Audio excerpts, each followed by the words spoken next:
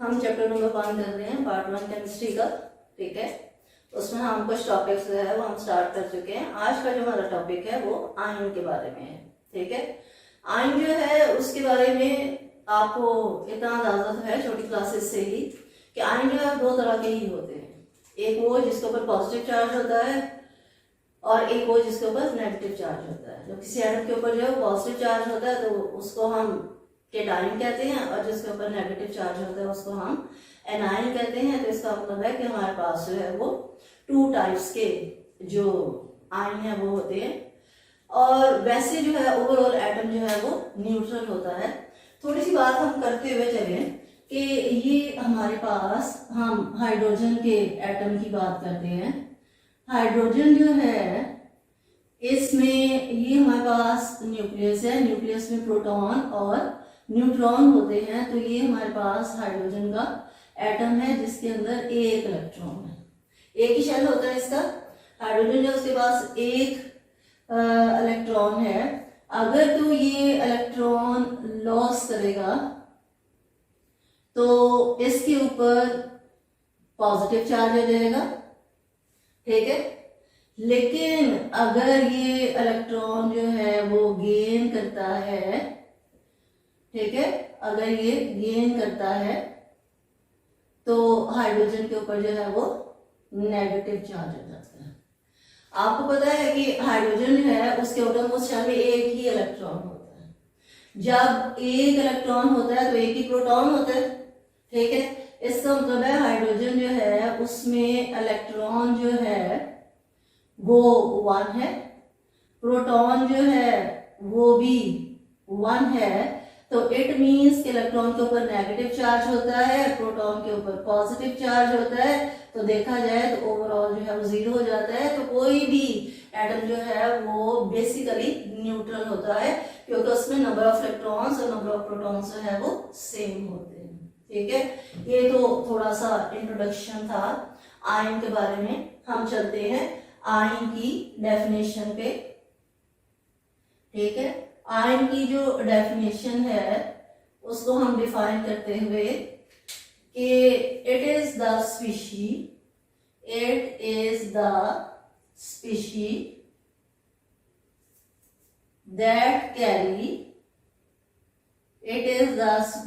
that carry either positive or negative charge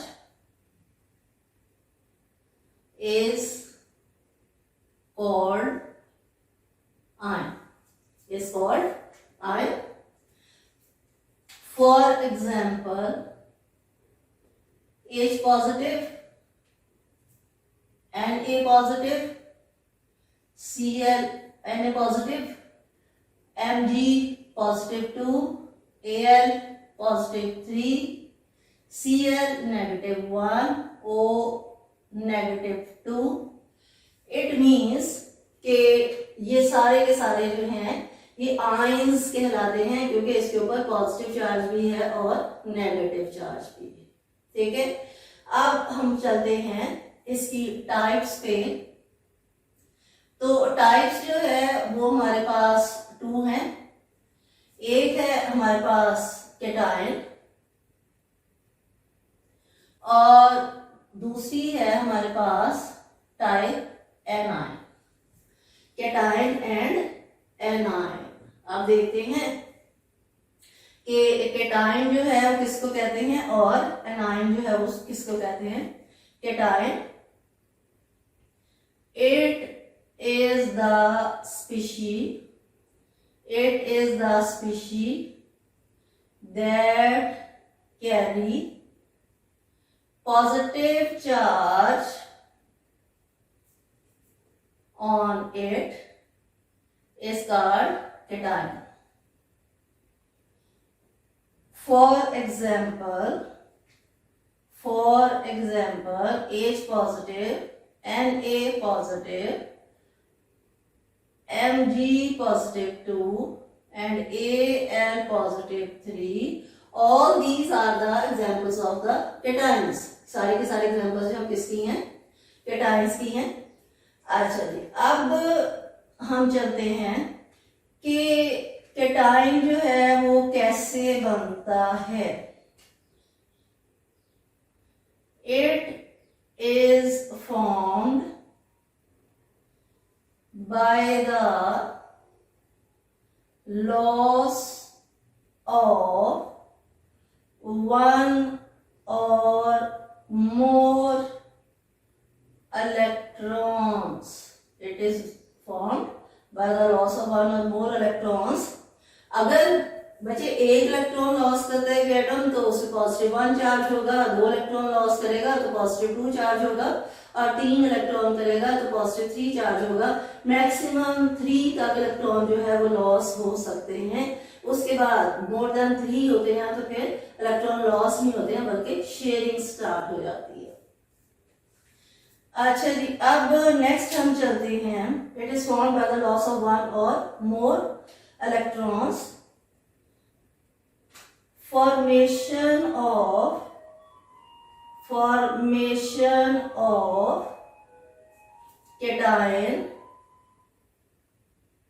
is an endothermic process। कहता है कि जब केटाइन बनता है तो वो एंडोथर्मिक प्रोसेस कहलाता है। और एंडोथर्मिक प्रोसेस जो है वो क्या है कि एनर्जी,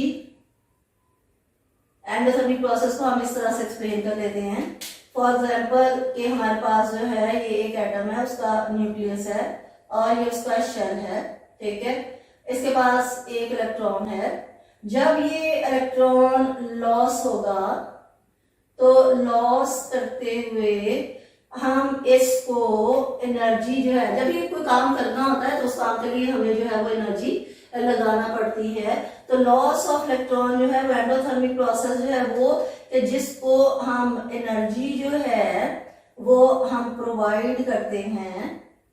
एनर्जी जो है वो हम जब प्रोवाइड करते हैं तो एनर्जी जो प्रोवाइड होती है वो एब्जॉर्ब होती है। इसलिए एंडोथर्मिक प्रोसेस जो है ये वो प्रोसेस होता है जिसमें एनर्जी जो है वो एब्जॉर्ब होती है।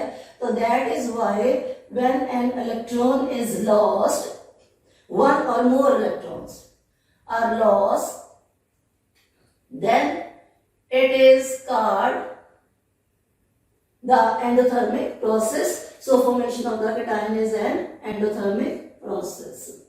अच्छा, अब हम आ जाते हैं एनाइन पे। तो एनाइन जो है it is the species that carry negative charge is called anion. For example, Cl negative when 1 electron is gained, O negative 2 when 2 electrons are gained, and minus 3 when 3 electrons are gained. Then OH negative group of atoms, 2 atoms के ऊपर जो charge होता है वो भी A9 ही कहलाता है। SO4 negative 2 भी एनाइन है।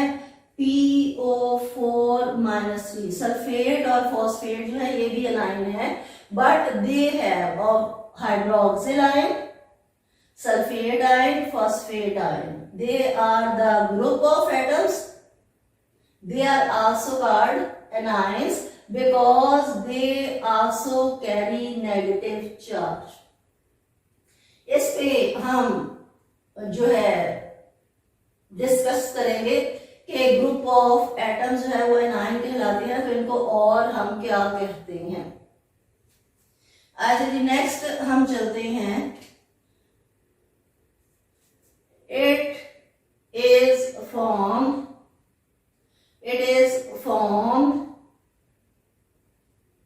by the gain of electrons, अगर एक इलेक्ट्रॉन गेन होगा तो उसके ऊपर नेगेटिव चार्ज आ जाएगा, -1 चार्ज आ जाएगा। अगर 2 गेन होंगे तो -2, 3 गेन होंगे तो -3 चार्ज आ जाएगा। नेक्स्ट हम देखते हैं कि formation of an ion is an exothermic process when only one electron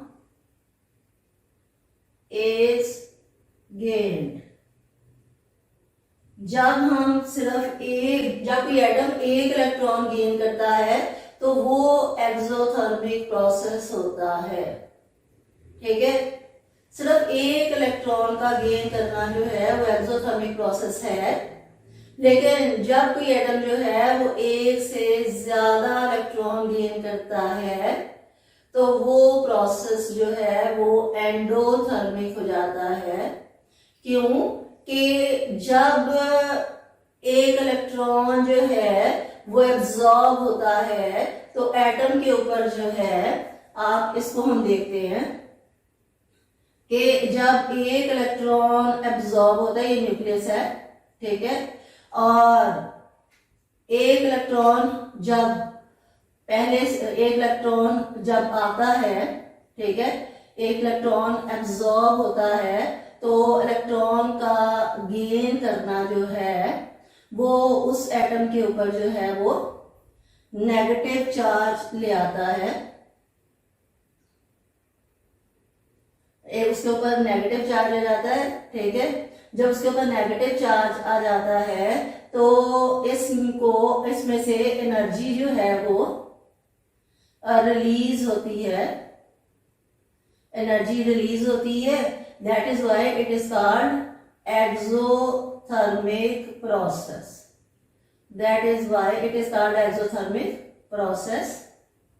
लेकिन जब एक और इलेक्ट्रॉन आता है तो उसके ऊपर नेगेटिव चार्ज होता है, ए नेगेटिव हो जाता है। तो जब एक और इलेक्ट्रॉन आता है तो ये इलेक्ट्रॉन और ये इलेक्ट्रॉन जो है इसके ऊपर सेम चार्ज होता है और सेम चार्जेस जो है वो एक दूसरे को रिपेल करते हैं। तो इस रिपल्शन की वजह से बेटा हमें एनर्जी, रिपल्शन को रोकने के लिए और इलेक्ट्रॉन को अंदर एंटर करवाने के लिए हमें एनर्जी जो है वो प्रोवाइड करनी पड़ती है। इसलिए more than one electron, the gain of more than one electron is endothermic process।